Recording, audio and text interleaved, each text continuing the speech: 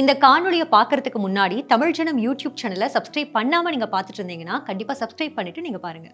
எந்த சர்வதேச ஊடகங்கள் சீனாவின் உள்கட்டமைப்பை பாராட்டி எழுதி கொண்டிருந்ததோ இன்று அதே ஊடகங்கள் சீனாவை விமர்சித்து எழுதி கொண்டிருக்கிறது.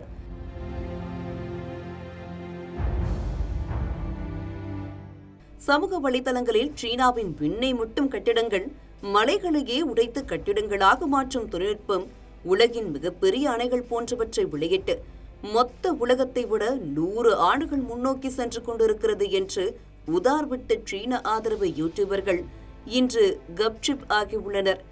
ஏன் தெரியுமா? சீனாவின் தலைநகர் பெய்ஜிங் பெரும் வெள்ளத்தில் மூழ்கிக் கொண்டிருக்கிறது. இதுவரை 38 பேர் வெள்ளத்தில் கொல்லப்பட்டுள்ளனர்.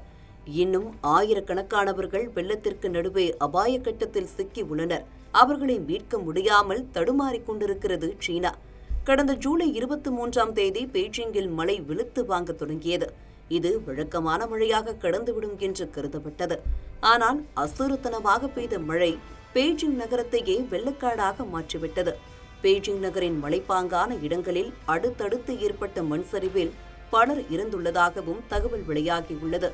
இந்நிலையில் உலகத்தரத்திலான நகரமாக கருதப்பட்ட பெய்ஜிங் பரிதாபமாக நீரில் மூழ்கியது எப்படி என்ற கேள்வி தற்போது சமூக வலைதளம் முழுவதும் எதிரொலித்துக் கொண்டிருக்கிறது.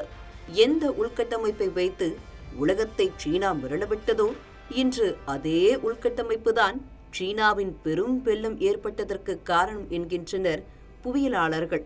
அடிப்படையில் இயற்கையோடு ஒன்றிணைந்த பழைய நகரமாக இருந்த பெய்ஜிங்கை நவீன நகரமாக்குகிறோம் என்ற பெயரில் கான்கிரீட் கட்டடமாக மாற்றியுள்ளனர் சீன கம்யூனிஸ்டுகள். இதனால் பூமி தண்ணீரை உள்ளிழுக்க முடியாமல் வெள்ளம் உருவாக்கிவிட்டது. அடுத்தது வெளியே பார்ப்பதற்கு பளபளவென்று இருந்தாலும் நகரத்தின் கழிவுநீர் வடிகால் பணிகளில் சீன கம்யூனிஸ்ட் அரசு ஆர்வம் காட்டவில்லை. இதனால் வெள்ள நீரை வெளியேற்ற முடியாமல் வடிகால் வழிகள் திணறிவிட்டன. அடுத்து பெய்ஜிங் சுற்றியுள்ள மலைகளை முன்னேற்றுகிறோம் என்று மலையை இஷ்டத்திற்கு குடைந்து சாலைகள் போட்டுள்ளனர். இதனால் பெரும் மழை வந்தவுடன் சாலைகள் உடைந்து மண் சரிவு ஏற்பட்டுவிட்டது. பல மலை கிராமங்கள் வெள்ளத்தால் சூழப்பட்டு விட்டது.